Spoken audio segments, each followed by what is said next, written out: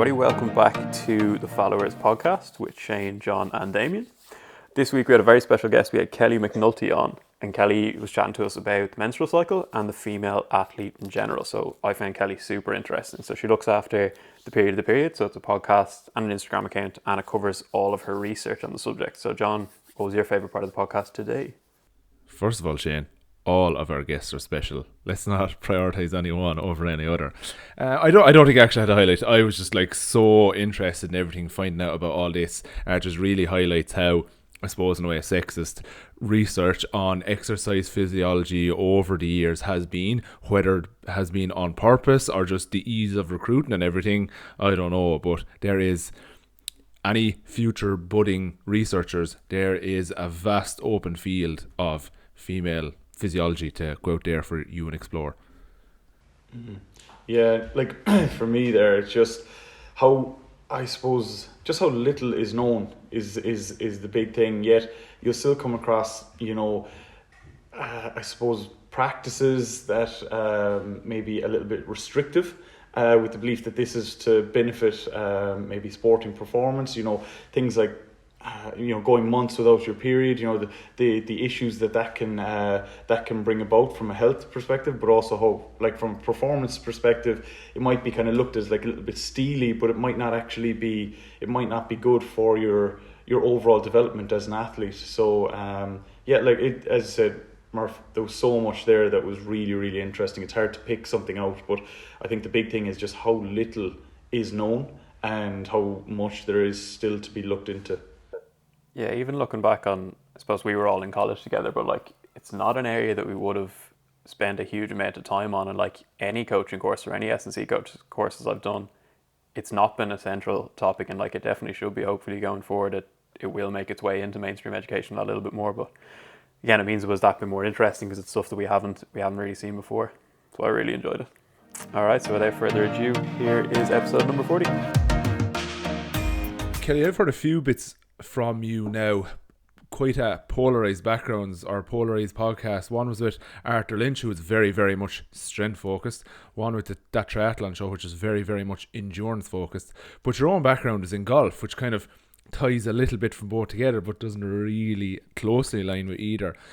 Did you find, like, when you were getting into your studies and everything, that the menstrual cycle would have impacted golf, or was it just kind of, as an aside, you said, this is a really under-researched area?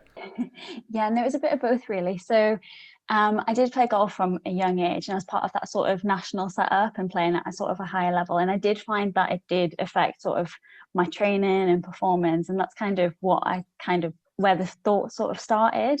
And also then from sort of transitioning from menstrual cycle onto hormonal contraception, I noticed a difference in performance then as well. But like what we always say, it wasn't really something that we discussed or we openly talked about. And for most of the time, we were sort of grouped in with the boys training squad. So whatever they were doing, we would sort of mirror that and do exactly the same, really. And I guess that seems to be the case in most sports as well. So the majority of the training and the nutrition are largely based similar, what's on men and what's been doing in men and what's successful in male athletes. And I guess for a long time, no one's really questioned if that sort of direct transfer is valid or is going to be the most optimal approach. And I guess if we're thinking about it logically, it's probably not, in that the terms that we know more about those sex differences between men and women now. So the anatomical, physiological, endocrinological differences between the sexes. And therefore it seems evident that female athletes will benefit from those sex-specific research and guidelines. And I guess that's kind of where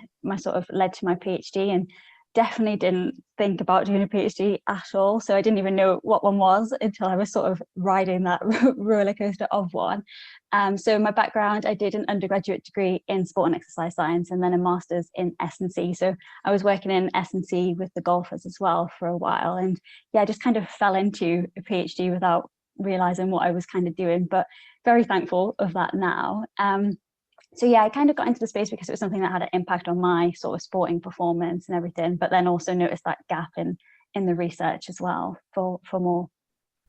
We had Emma Cowley on here a couple of months ago now. She's doing her PhD in Liverpool, John Moores, and she's just saying like we know there are differences between males and females now, but to the extent we're not really sure. Like there's such a vast open space now of females' physiology that's starting to be tapped into, but we don't fully realize. And not just even for like exercise performance wise, but even potentially how bodies interact with different drugs that may be effective in a male body but may not in a female body, just because how hormones and various chemicals interact within the body.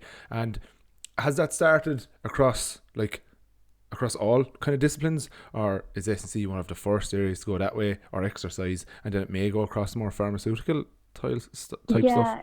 No, so I've noticed a few, just like what you're saying, in reading. So there's a good book, I can't think of the name of it, Invisible Women. So that talks a lot about all of those different, what you've just said, all the different impacts in different areas, and even like sort of car technology and all of that, how that was set up. And it is quite an interesting book. And then obviously sports science is pretty much sort of mirroring all of those fields as well. So we know that we've got more women participating in sport, like across that entire board.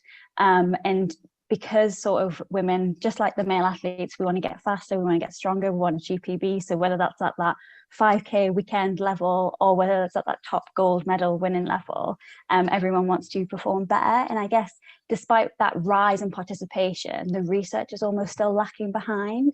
So it kind of means, like you say, we know sort of very little about those female specific performance and training factors, and especially the factors of the menstrual cycle and hormonal contraceptive use and how all of that might be influencing everything. So yeah, no, it's definitely sort of in that wider society and then mirrored in sport and exercise as well. And your research then, so you're predominantly looking at the menstrual cycle. Can you just give us an overview of what it kind of consists of, the few studies you're going to look at, and maybe some of the motivation behind it then? Yeah, so like what I was saying, we've got that rise in participation and we've got that sort of need to know more, want to know more.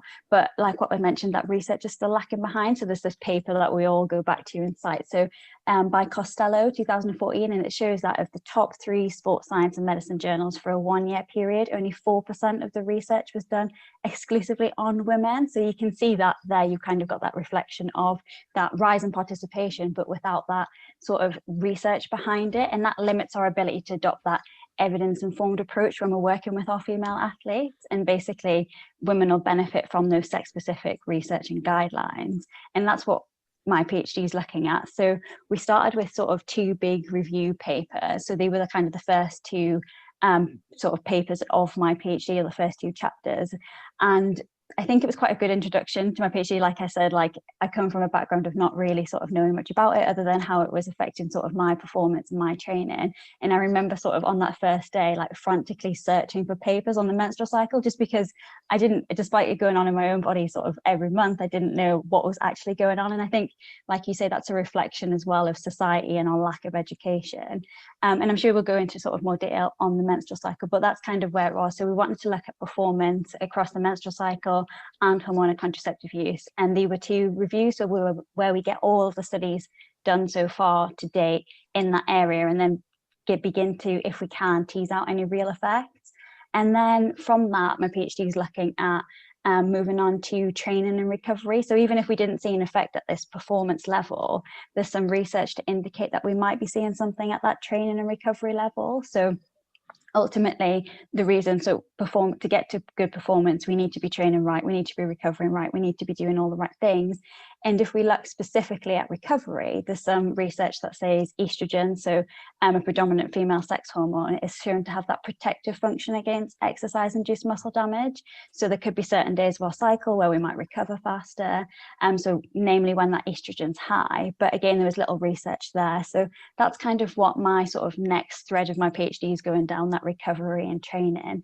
And we actually had quite a big, massive study running that was full of lots of sciencey measures, which got shut down nicely because of COVID and all the data in the bin. But so we've just launched a home-based study, so looking at exactly the same thing, but a lot more sort of questionnaire-based, which again is not something I'm used to. But yeah, no, hopefully everything will work out. And like you say, we just kind of wanted to, from all of that, provide some of those practical recommendations for our female athletes themselves and those working with them. So to provide that information that is probably currently lacking at the moment. Sorry, I just went off on a massive tangent there, I think.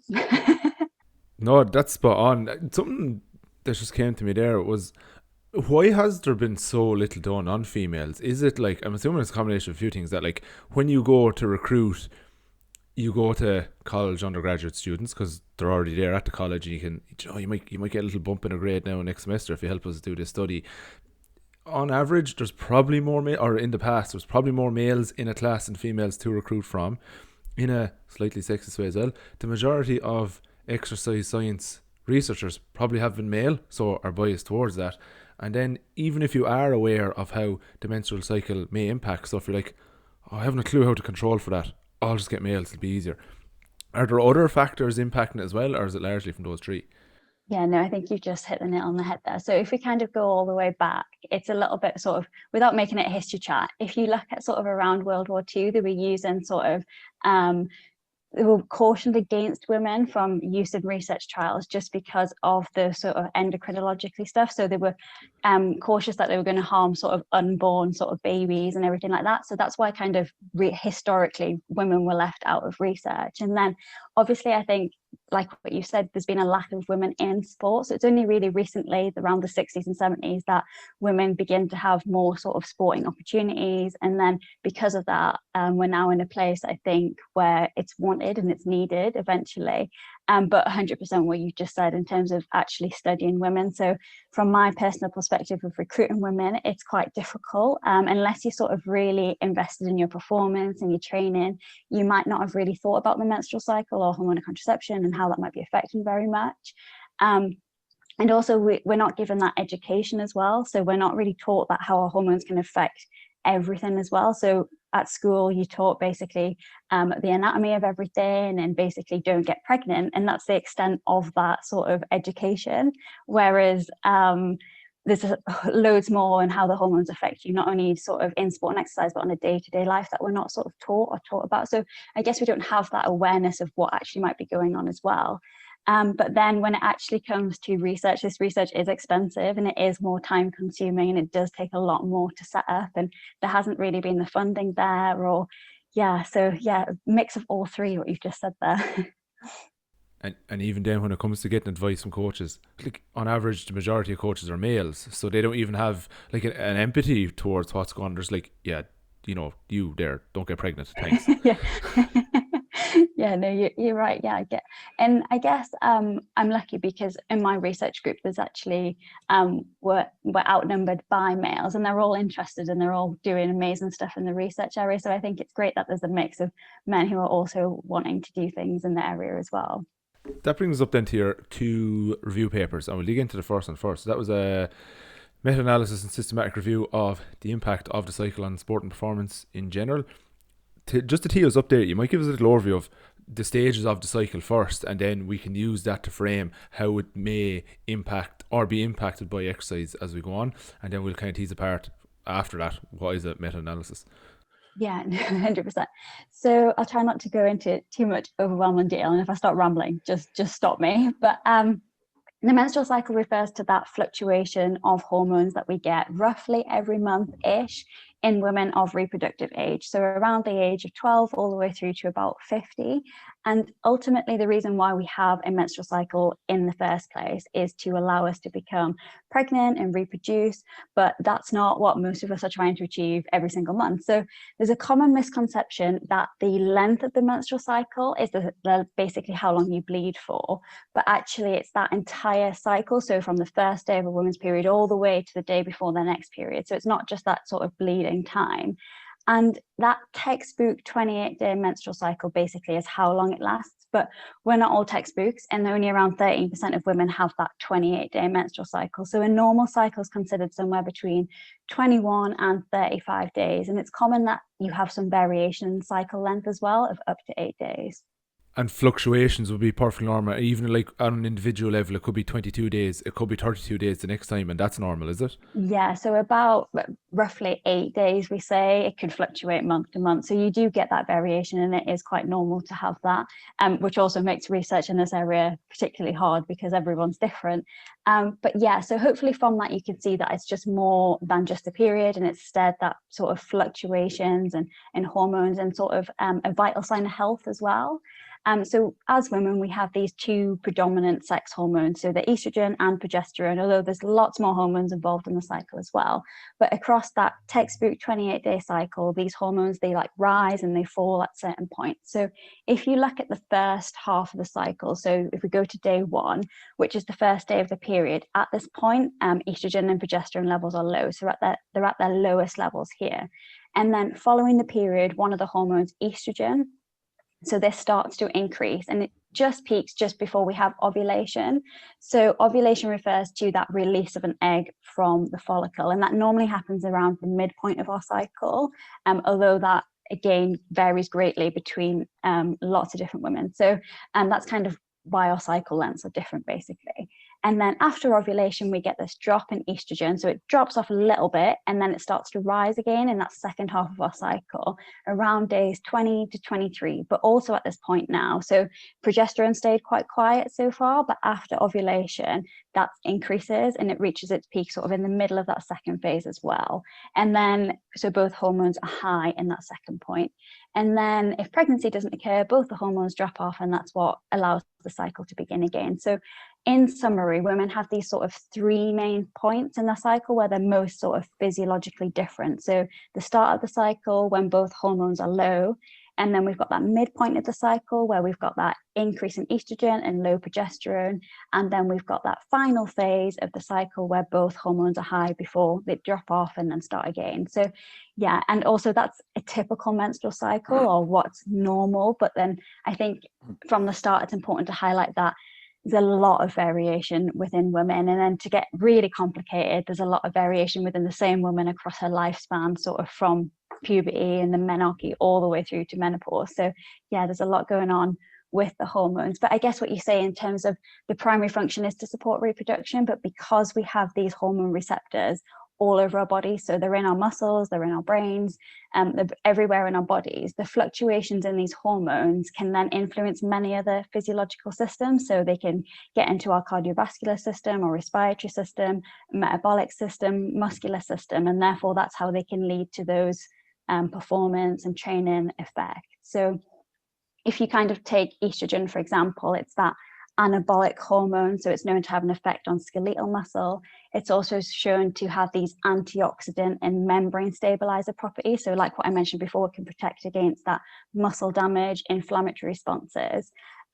It's also known to play a role in substrate metabolism, so increasing glycogen storage, increased fat utilization, so that's sort of endurance stuff, but also just general mood, so an increase in confidence and motivation to train.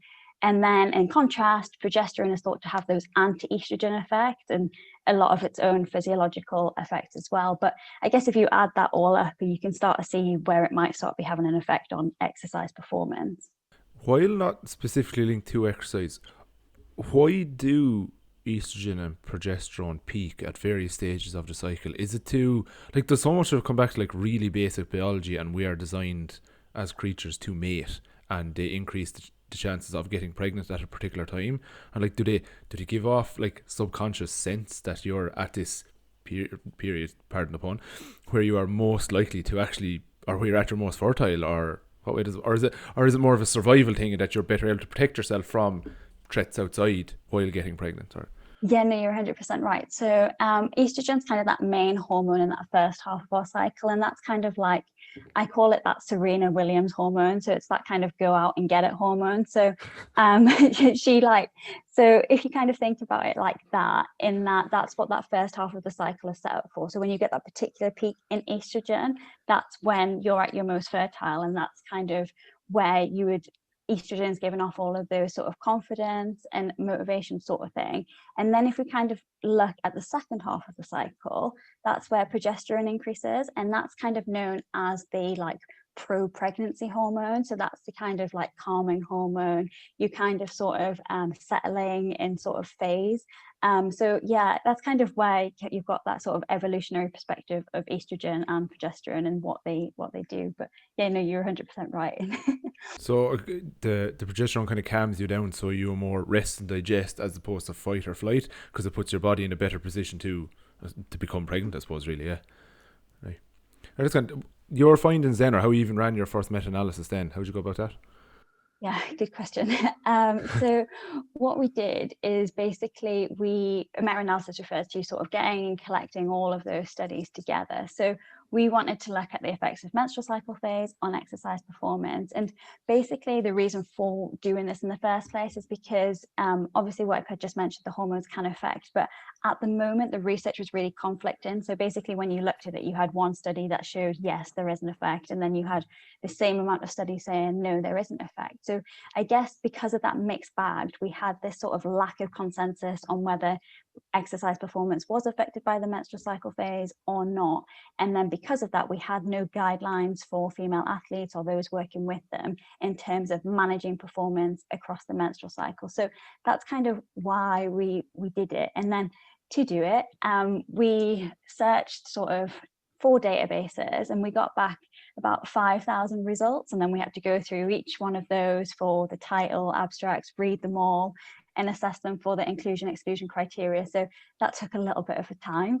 And then once we did all that, we could then extract all the data. So I had this absolute beast of an Excel document that was like extracting all of the data from them.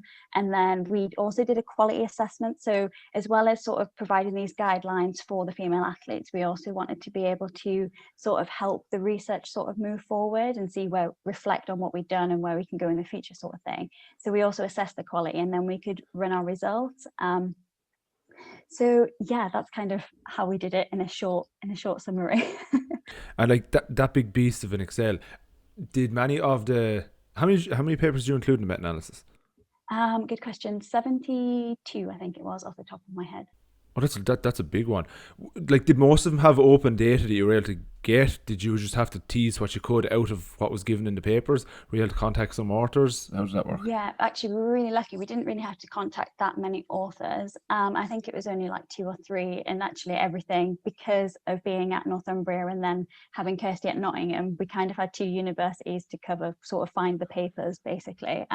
So there wasn't many that we struggled from. There was a few that were like really sort of far dated back, further dated back, so that we struggled a little bit. But no, I think we were okay. And kind of on a basic level there, you're looking to all of the studies that were done, maybe one with 8 females, one with 28 females, one with 108 females, and you put them all together to just do an overall analysis of these, however, few thousand females who we've looked at to get just a general overview of, okay, this is the impact it has on performance. That's kind of what meta-analysis does. Yeah, no, that's exactly what we did. So when we were extracting the data, we got sort of all of the data from each of those studies. So where it had like 5 participants, 10 participants, and we added it all up. And then we eventually, I think it was over 1,000 participants when you incorporated everyone together. So yeah, no, quite a big data set. And as you mentioned, like then, massive data set gives you really good info. But as you dig in a bit further to the original studies, like, oh, these 10 people in this study, I'm not sure how much heed I can pay to this, or, oh, that's a massive effect. Why was that? And you look a bit closer, like, oh, they did that.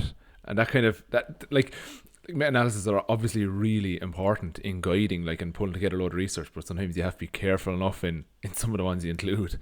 Yeah, yeah, definitely right. So we had quite a strict inclusion exclusion criteria, and we all actually got together one day and literally went through the whole of the nearly 5,000 we had. It was a long couple of days, but yeah, so yeah, like you say, it was very strict, the inclusion exclusion criteria, and a few did go at different stages, but yeah, we kind of hoped we got the sort of best data in what we did. And main findings were? Yeah, so main findings. So what we did is we basically, well, like what I say, once we got everything, the results indicated that exercise performance might be reduced by that slightly trivial amount during that early follicular phase when compared to all other phases of the menstrual cycle. And basically that meant that sort of performance might be slightly reduced in some sportswomen when those hormones are at the lowest, so normally during days 1 to 5 of the menstrual cycle. So that early follicular phase. And I guess it's common basically that you might think from the research that strength's not really affected and endurance performance is, but actually what we did is we grouped these together. So this is both for strength and endurance performance that we found. But we originally, so when we were extracting all the data, we really wanted to delve into, is there a strength effect size or is there an endurance effect size? But when we actually got all the data out there, we actually analysed them separately and there was no difference. So that's why we've got that pool data of exercise performance, which includes both strength and endurance. But in addition to that sort of really trivial small effect size, we also showed this large variance between the studies. So if you look at the images within the actual reviews, you can see that there's a massive variance between what one study showed and what didn't show. And we kind of attributed this to participant characteristics. So there was a lot of different participants recruited within that. So some were sort of recreational athletes, some were sort of that elite level athletes, the type of performance measures as well. So like what I say, we've got that strength and endurance mix and research design. And then in terms of our equality assessment, what I touched on before, a large proportion of the study, so 42%, were classified as low in quality, and only 8% of the research was achieving sort of high quality status. And what it meant was that our confidence in the evidence that was included in the review was kind of low and therefore should be interpreted with caution. So when we kind of add these things together, so we add that small effect size, so that really trivial effect, the poor quality of the research, so 42% of low quality, and then that massive variance we were getting between the studies, it meant that we couldn't form those general guidelines on exercise performance across the menstrual cycle. And instead, that's when we recommended that female athletes and those working with female athletes need to be aware of the menstrual cycle and be able to consider the time points where performance might be reduced, so that early follicular phase, or enhanced, so all those other menstrual cycle phases. But they shouldn't assume that those average results apply to them, and instead should be working on that case by case basis. And I guess it's those individual experiences of the menstrual cycle that should then inform how we might start to adjust performance and training to maximize sort of performance potential. I'm kind of surprised that it was quite similar in terms of strength performance and endurance performance. I expected it to be a bit different at various stages. Were you surprised by that, or from reading around and maybe understanding some of the underlying mechanisms that you weren't, or how did you feel about that? Yeah, no, I think you're right. So basically, when I was reading the research, you could, if you're kind of reading it, you kind of do see those endurance, particularly in that sort of luteal phase, maybe noticing those differences. But again, if you do look at the endurance research, it is such a mixed bag, and they are mixed bags. So for every, literally, like what I mentioned before, for every study that shows an effect, there's another study that shows no effect. But in terms of the underpinning physiology, so it makes sense for both strength, in terms of estrogen effects on the muscular system, that could be having an effect, and it also for endurance performance in terms of like so substrate metabolism, as well as all the additional things. So progesterone's known to increase our basal body temperature, and it's only by a slight couple of degrees, but that could have sort of effects on those long endurance performances, especially in the heat or in sort of those humid environments. So it is definitely a real mixed bag, but I guess, and it's frustrating that it's an individual response, but I guess that's where we're going to get the best data from at the end of the day. So if we kind of consider it in the terms of like, what would you trust more, either all of this sort of research on a group of women that you kind of don't really know or you're not really attached to, or if you collect your own data that's on you, then that, I guess that's going to make the most difference to your performance and training. So it's not the answer everyone wants, and that people just want to hear you just need to do this in a certain phase and then this at another phase, and yeah, you're grand that way. But yeah, it takes a little bit more effort the other way, but I guess that's where we're going to get that the most performance gains and training gains.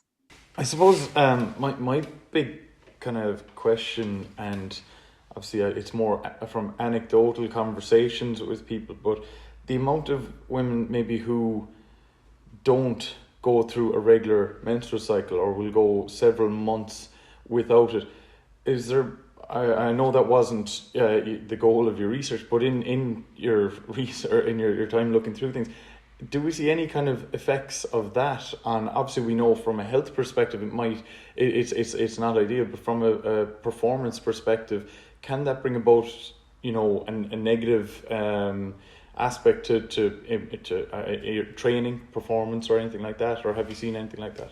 Yeah, no, you're 100% right. So the menstrual cycle ultimately, like what I said before, was that vital sign of health in terms of that a big thumbs up that everything's working correctly if your female athlete is getting her period sort of each month-ish. But if they're not, that's when you kind of get into things like relative energy deficiency in sport, as well as the effects on bone health. So we know it's going to have an effect on their health and well-being, but also because it's having an effect on health and well-being, it's going to have an effect on performance. And if it is not at the moment, it's going to have it in the long term as well. And I guess if you kind of think of one reason why they might not be getting a period is because of that relative energy deficiency. So not getting enough energy in to match the energy going out. And that has been known to have lots of consequences. So fatigue, reduced training adaptation, sort of illness and all of that, which is obviously going to affect training and performance as well. So yeah, no, you're 100% right in terms of if a female athlete is, and quite often actually in sport, for a long time it's been seen as a good thing. So when a female sort of training enough or training sort of at a high level, that's kind of when you kind of see that sort of menstrual cycle getting lost because of sort of stress, etc. And if they're not fueling enough. And it's quite, in the past it's been seen as sort of a good thing, a badge of honor, in that you were training enough, and if you weren't losing your period, you weren't training enough, sort of thing. But I guess it's really important to highlight that that's sort of not the case now. And if you have lost your period, it is something to speak to someone as soon as possible about, whether that's a doctor, GP, nutritionist, or whoever else has written your sort of support team to work through that. Because like you say, it's not going to have only an effect on health and well-being, but your performance and training as well.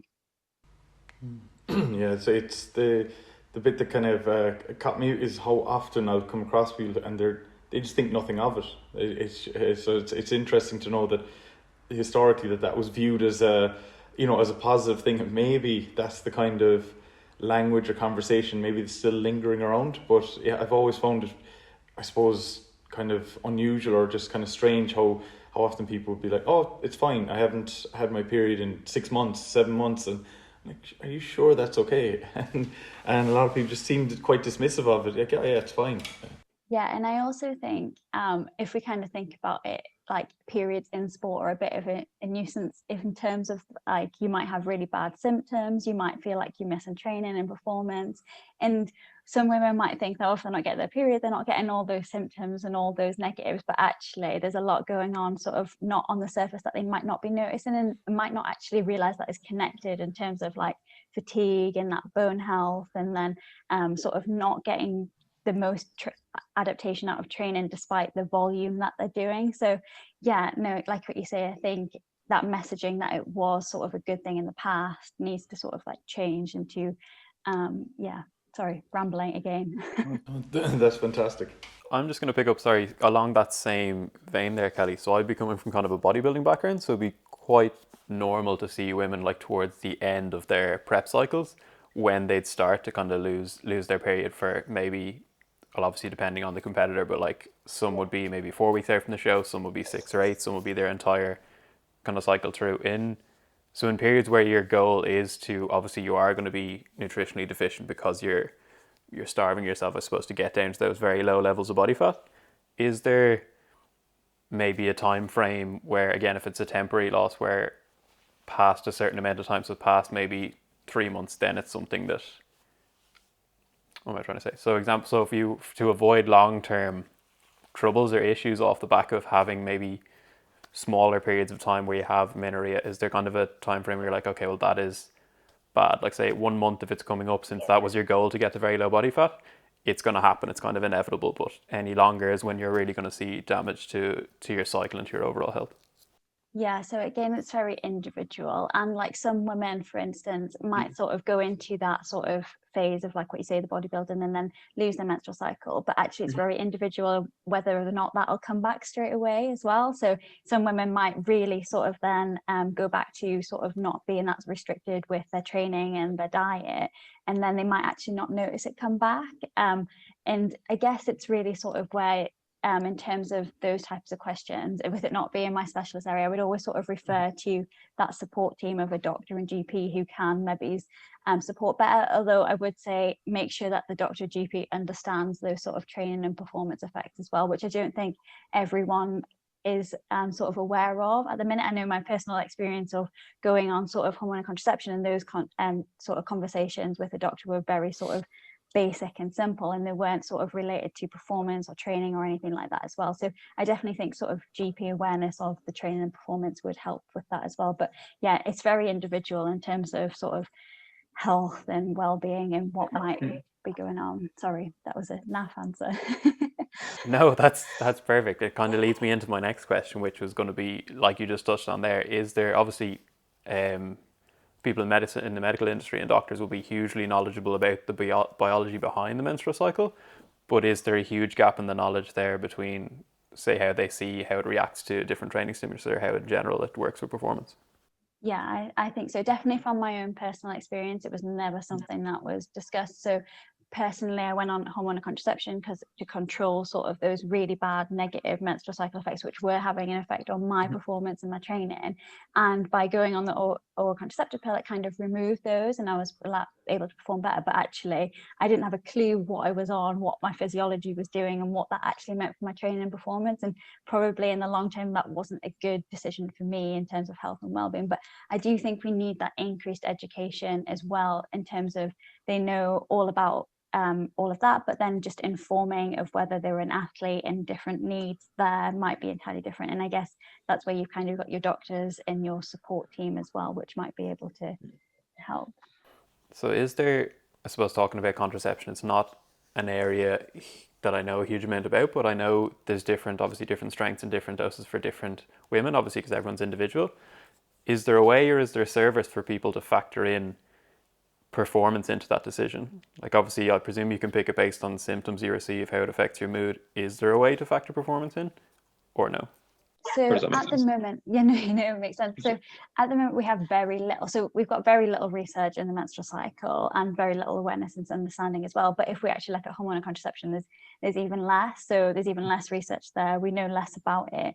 But I definitely think with the knowledge that we do have at the moment, there's enough there to sort of guide that, and as well as at an individual level. So I definitely think if you're on a hormonal contraception, in terms of tracking it, like, you don't really think about it, but if you're going on and off different ones and trialing different things, then you can sort of look at, oh, is this maybe affecting my performance positively or negatively, and get a sort of well-rounded picture of you on that hormonal contraceptive, and then use that to sort of advocate or inform those discussions with those who know more about the different types. So you might feel better on one, and then, or you might feel really naff on one, and then you might use that to have a conversation about actually what would suit me better. And yeah, I definitely think tend to, from like sort of personal experience, friend experience, you kind of go into a doctor's or GP and you get sort of handed something, and you're kind of not told what is in it or what is going to affect your physiology. But actually, if you kind of go away and learn what you're actually taking, and then figure out how that's affecting your physiology, you're going to get some idea. And I think that's the first step that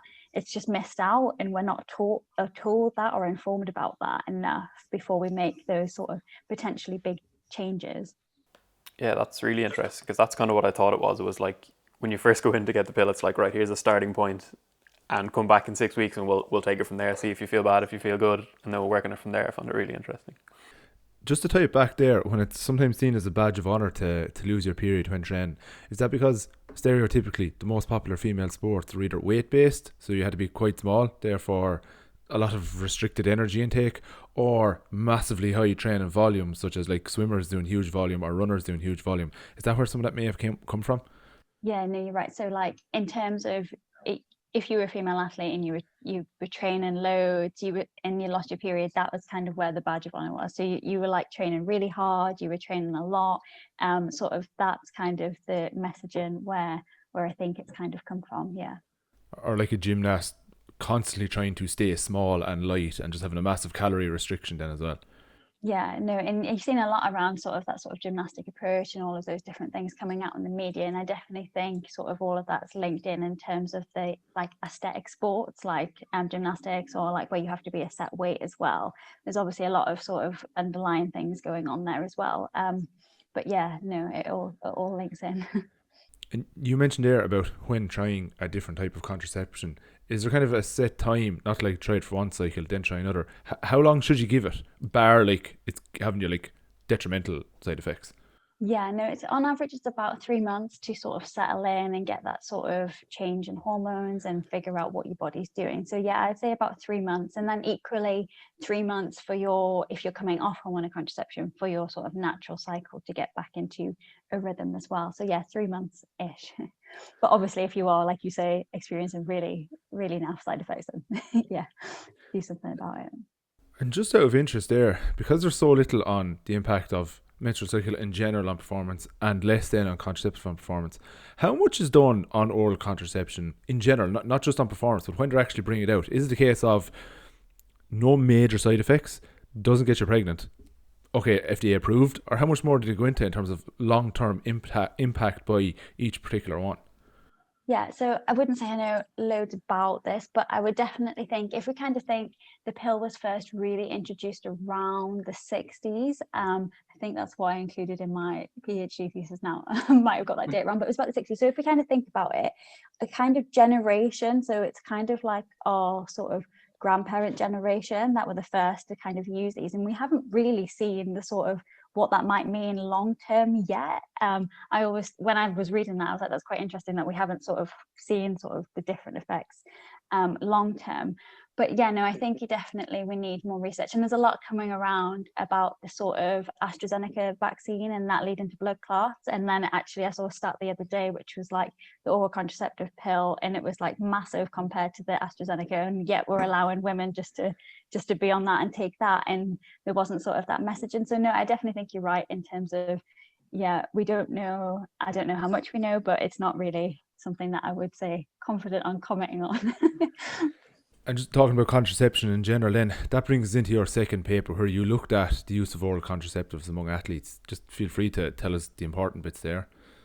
Yeah, so the menstrual cycle, like we say, is open to not only those internal changes that we were talking about before, so likes of REDS and amenorrhea, but also this external variation from hormonal contraceptive use. And I guess that's what's important to consider when we're working with women athletes. So we also need to consider the type of woman we've got. So in a recent audit of female athletes, it was also done from Nottingham Trent University, and these surveyed like sort of female athletes to sort of see the prevalence of hormonal contraceptive use. And what they found was that about 50% were using some form of hormonal contraception, and 50% were naturally menstruating. So yeah, while we need research on the menstrual cycle awareness education, we also need to be able to support that other half of sportswomen as well.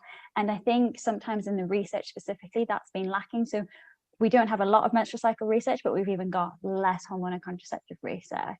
And if we take that study again, it was 68% of them. So of that 50%, 68% were on the oral contraceptive pill. So that makes that the most sort of common hormonal contraceptive used and the second most common hormonal profile. So that's after naturally menstruating women. So the reason for taking, like what we said, hormonal contraception is to prevent an unplanned pregnancy, but also female athletes can use it for many other reasons. So they can manipulate their menstrual cycle, so they can control or eliminate entirely their periods, which some women might find really inconvenient or might be sort of a concern when we're performing and training, especially for like long periods of time. But also some women might get really negative side effects of their natural menstrual cycle, such as sort of that period pain, breast pain, nausea, vomiting, etc. And that could affect their performance obviously as well. So there's loads of different types of hormonal contraception, but like what I said, that sort of combined monophasic oral contraceptive pill is the most common. But just it's worth actually saying that in terms of the hormonal contraceptive research, the main focus is on that oral contraceptive just because it's the most commonly used.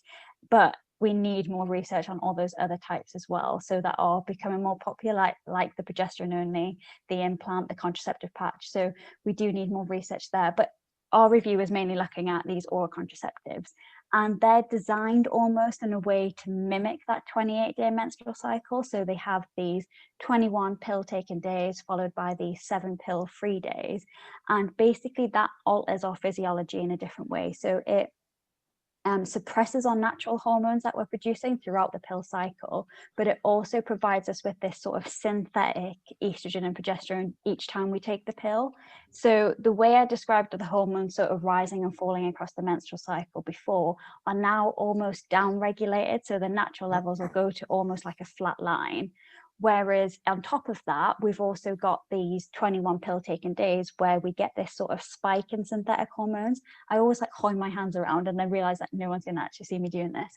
But yeah, so like we get the spikes up and down on those 21 pill taking days, and then you get that withdrawal bleed at the end of it. And I think that's also an important messaging as well, in the fact that it's not a period, it's a withdrawal bleed, and it bears that no physiological resemblance whatsoever to a natural period. And I think a lot of women, when they're on hormonal contraceptives, in terms of thinking that their training's correct and they're eating right, can be almost sort of masked into thinking that because they're getting their period, but actually they're not, because it's not a real period. And so that's something to consider there as well. But off on a tangent, but back to the sort of study that we did.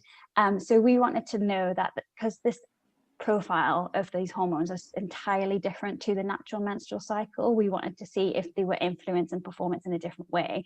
But also because we've got that hormonal profile between those pill taking days and those pill free days, we wanted to see if there was a difference in performance then. So basically we performed a very similar meta-analysis on these. So we got all that research together.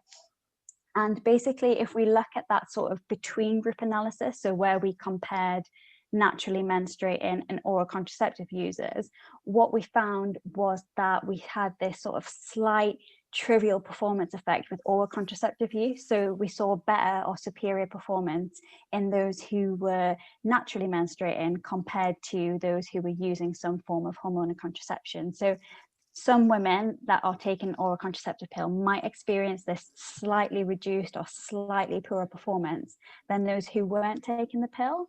But then if we kind of look at that second analysis, so this is where we looked at performance between pill taking and pill free days, we found that performance was relatively consistent between these. So sportswomen might not need to worry about what day of their oral contraceptive pill they're on when it comes to the likes of performance. Why do you think that slight potential decrement might be there? Is it due to just the consistent levels of progesterone and estrogen throughout, and they don't get the potential boosts from heightened estrogen at some stage? Or I don't know. I can't figure that one out myself here. I'm just gonna waffle if I try. So we attributed it to that sort of, obviously it was beyond the scope of the review, but actually if we kind of think about it, we said that it could be more likely to be attributed to these natural levels of hormones. So they're reduced in the pill, like we see, because basically we didn't see a change in performance between pill taken and pill free days. So that means that synthetic hormones aren't probably going to be having much of an influence on performance and training. But we did see a difference between naturally menstruating and oral contraceptive users. So that indicates that these reduced natural hormones, or our natural hormones, are going to be driving that performance effect, or the prevailing driver in performance, if I explained that okay. Oh no, that makes sense. And from like an awful lot of your research so far, while it's very difficult to make specific recommendations around what to do, you've probably been able to make a few guidelines around, we can't make specific recommendations but around performance, but we can make quite a few now around, this is the next thing we need to look at, or these are the main things we need to control in the next few bouts of research around menstrual cycle in general or oral contraceptive. When it comes to designing your own stuff and informing people in future who are designing stuff, what are some of the key things you say, these are some questions we'd really like to answer, and these are some key things we really feel need to be controlled? Yeah, so where we kind of said is we wanted, I think, we need everything really. We need that more research. And to keep it really simple and straightforward, I guess we need it in all areas of female. But if we kind of look at sort of seriously, there are so many female specific factors that for a long time that we have just sort of forgot about or went relatively under the radar. So that's all the way from the menstrual cycle, hormonal contraception, all the way through to the likes of breast health, pelvic floor health, female specific nutrition, female specific injuries, pregnancy, menopause. So there are like these numerous unexploited areas where female athletes have that potential to make gains in not only performance but health and well-being just by considering those factors. And like what I say, we basically have for a long time sort of in sport and exercise sort of left them out or forgot about them. But no, I definitely think any research in any of those is going to help. But not only that, is we need sort of this high quality. So I think that was one of the key takeaways from both the reviews, in that it's all very well saying that we need more research, but this research needs to be of a higher quality so it is meaningful. So right now I feel like because there's a lot more interest in the area and because it's got that media attention at the moment as well, there's almost a pressure to have all the answers.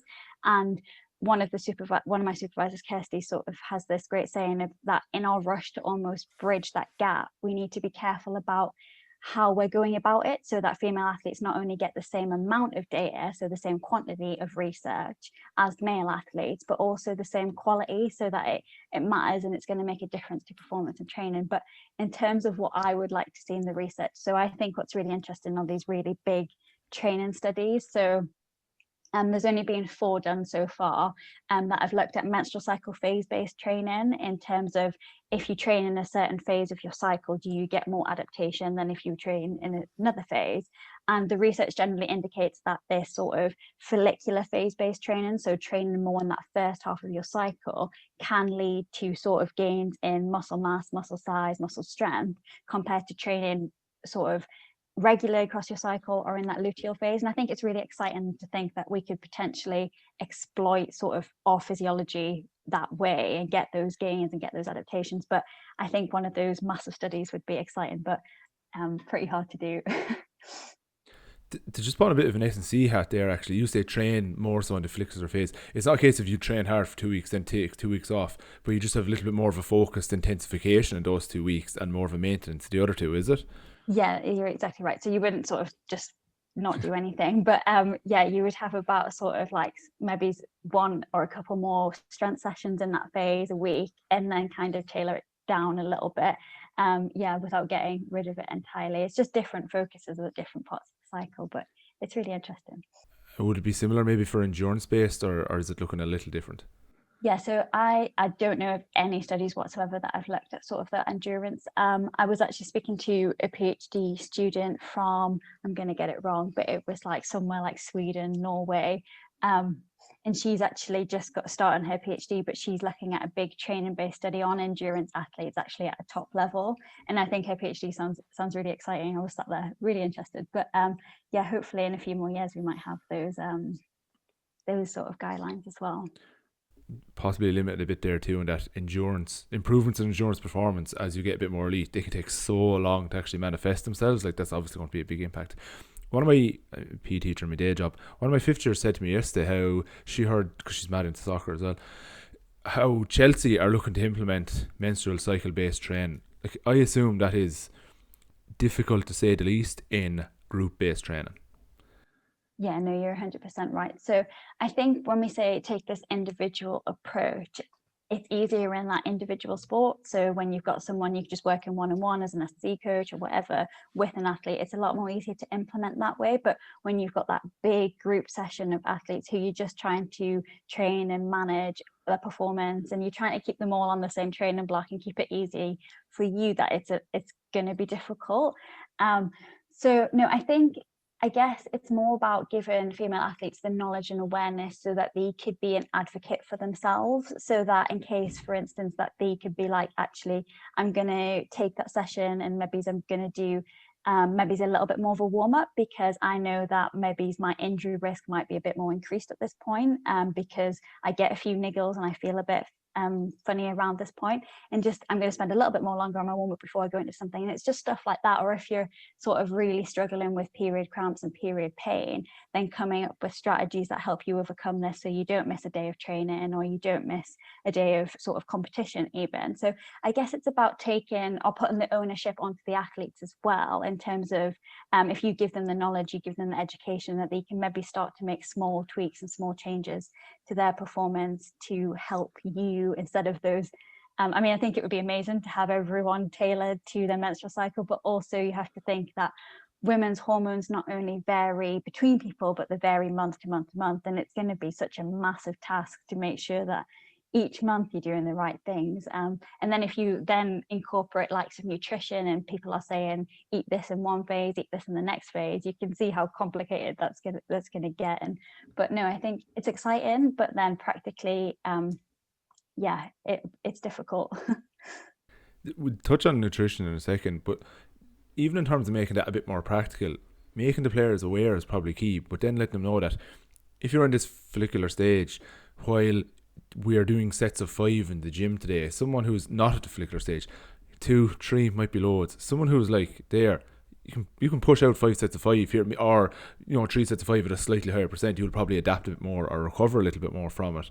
Same stage, if it's doing top up runs, maybe at the end of training, you want to keep topped up, you have the capacity here to maybe do 2 sets of 8 here, where someone else 1 set of 6 might be pretty much in your limitations. Like, and that's kind of a more simplified way of just slightly making slight adjustments in a group. Yeah, no, I think you're right as well. And I think in just working with coaches, one of the things that they kind of always say is that if you kind of start talking with them, they kind of been like, oh, but I don't want my athlete to have an excuse of not training or not whatever. And I think it's about saying, like, it's not about that, but it's about like making sure that you're, so for instance, if you have an athlete who maybe is really struggling with period pain, really struggling with cramps around the time of the menstrual cycle, they're not going to get as much out of that training session that you would plan for them if you just kind of go, oh, look, actually, you're feeling a bit now.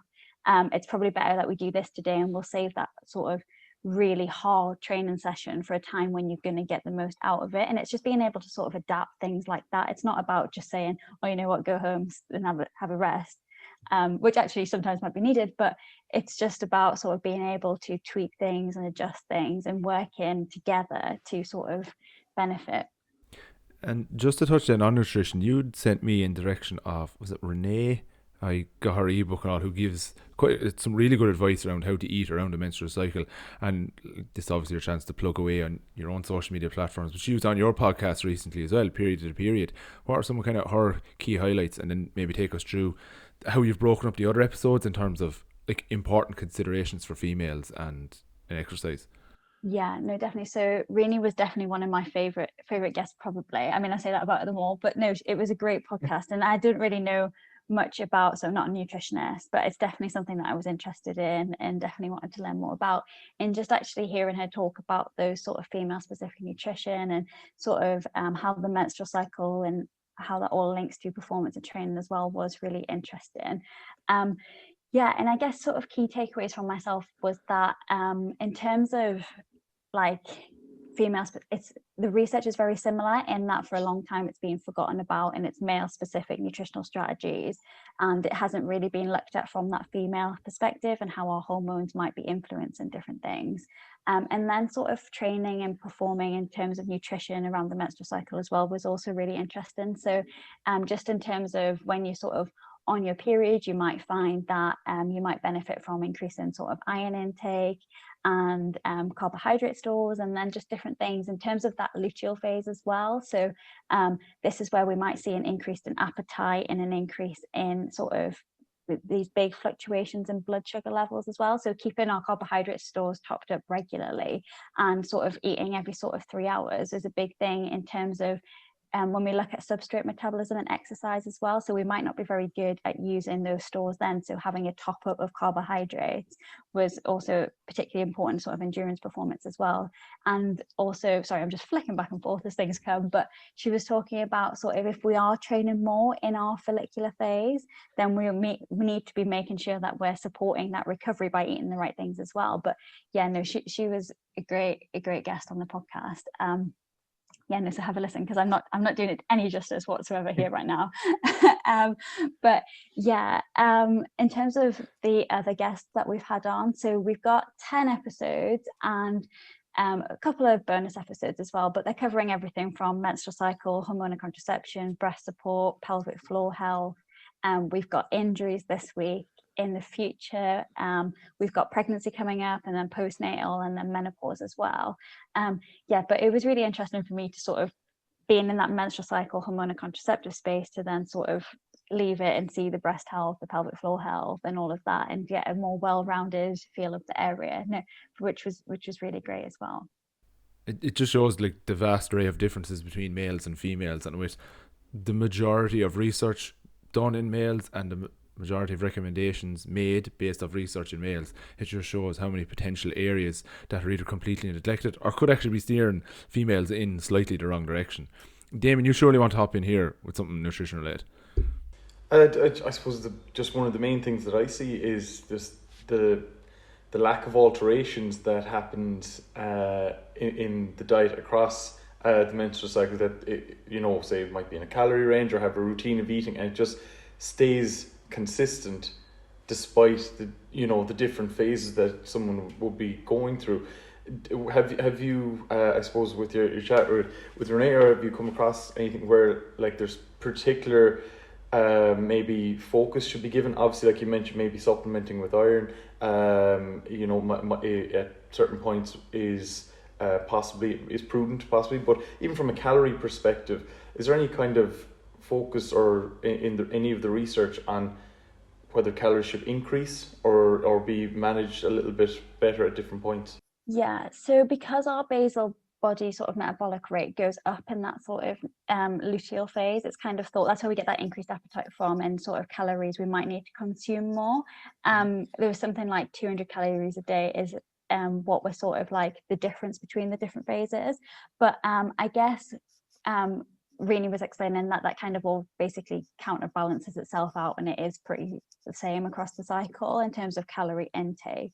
But then I think also, like if we think about it like what we were just talking about in terms of menstrual cycle and training performance, if we think about it sort of logically or practically from a point of eating completely different foods across the phase is a lot to control for. So like I know living with sort of my mom and my sister, like imagine sort of planning a tea around someone's phase then, and then I'm in a different phase and then they're in a different phase. So yeah, I guess sort of practically it's a lot harder as well. But even just sort of picking up on a few different things, like you might just making sure that you're not letting those blood sugars like really fluctuate and affect you in that luteal phase, and just keeping topped up with carbohydrates and stuff like that. Is I think little tips like that is really useful, and I don't think we need to sort of really there's not kind of anything saying that we really need to sort of manipulate diet entirely, but I know from a personal perspective in terms of going back to sort of naturally menstruating and trying to manage symptoms, I definitely found nutrition played a massive role in terms of getting back to going from a cycle that was sort of really like debilitating pain around that time, and then now a cycle that is really manageable and quite breezy in comparison. It was attributed a lot to sort of nutrition changes and just being aware of that, which I think is really interesting. Something I found really interesting in her book was around how eating like the highly processed classic takeaway foods can increase your symptoms and how you feel them and the knock-on effect that can have. Just on the BMR there, does that increase because of a temperature increase caused by menstrual cycles? Is that what's leading to that? Yeah, you're right. You've spot on there in terms of the basal metabolic rate going up and then your temperature rising as well. Just shows that we literally burn calories based on heat off the body. Shane, have you anything else you want to hop in with there? I was just going to note nothing new actually, but it's just because anecdotally I would have found similar to what you said there, John, like a lot of women I work with would feel their symptoms so much worse because they've eaten badly, and like traditionally badly, like kind of takeaway foods, things like that. And it's not even necessarily, obviously it's good advice for everybody, but just to be conscious that is, again, that can have a huge impact on the systems. And even just educating them more about, like, in that luteal phase, everybody has cravings, or that is when your body is burning more, so it's not something to beat yourself up about. And have something to satisfy those cravings with you, as in like have a little Rocky bar. That's what we have here at the minute. Little small bars that will actually satisfy. Don't buy a share bar and eat it yourself. Buy a share bar and share it, or have something small so that you're not constantly fighting them, that you're satisfying them, but in a manageable way. And just before we wrap up, next steps then for your own PhD, like what's kind of the next block of time, when are you hoping to finish? And then feel free to plug all your own social media, because I know whenever I work with a female team, I turn them directly towards all that for the really, really useful, beneficial info you have. So I'm sure some of the listeners would get the same. Yeah, no, that's really nice to hear that people are actually watching it, because for a long time I was just chatting to myself. So the kind of platform came about because I had this sort of big research study, like what we were saying, looking at recovery. So I was looking at doing a big sort of strength training stimulus and then tracking recovery from it. So we had lots of measures from bloods, biopsies. We were looking at sort of TMS and the neuromuscular system. So zapping people on the brain and seeing how that influences muscles and different things like that. And then that kind of all shut down and we had no lab-based research, and I kind of switched to writing up parts of my thesis instead, hoping that we get back into the lab soon. But actually when I was writing up, I was reading a lot, and that's kind of when I realized that the information is probably not sort of accessible or easily accessible to everyone, and that's kind of where it started. So it's been going about a year, but I'd say for a lot of that time I was actually just chatting away to myself on there. But it's so nice to see that big sort of interest in it, and there's more people on there, and no, it's great to see. And yeah, no, my research at the moment, so we've just launched quite a big home-based study. So we've got nearly the full 50 participants going, so I'm at about 45 participants, and we need another 5 oral contraceptive users. So if they're hiding anywhere or listening and want to get involved, we desperately need oral contraceptive users. But no, so that's going, and it's very much similar to the study that we had in the labs in terms of they're doing a strength focus, but it's a home-based workout, so everything's body weight. It's a little bit more different compared to when we had them loaded up with weights in the gym. But yeah, home-based, strength focused, and again we're tracking recovery, but this time using those questionnaires, using sort of, we've got one physical measure of jump performance, but it's a lot different than the jump performance we had in the labs with the force plates, etc. But yeah, no, hopefully it'll allow us to still collect data. And it's a little bit funny because obviously in those reviews we were banging the drum about quality and saying what we needed moving forward, but going from a home based, we haven't got the likes of blood, so we've just tried to make sure we've got the best quality studies we possibly can at the moment, and hopefully we can get some useful or good information out there to help bridge that gap as well. When you were doing lab-based stuff, were you looking at like cortisol measures after and like at different stages, how that would have fluctuated up or down based on recovery capacity and stuff? Yeah, so we had a lot of measures. One of our main one was satellite cells. So in the biopsy, that's what we were looking at. So we were taking like a little small chunk of muscle, and then we were going to look at it for satellite cells.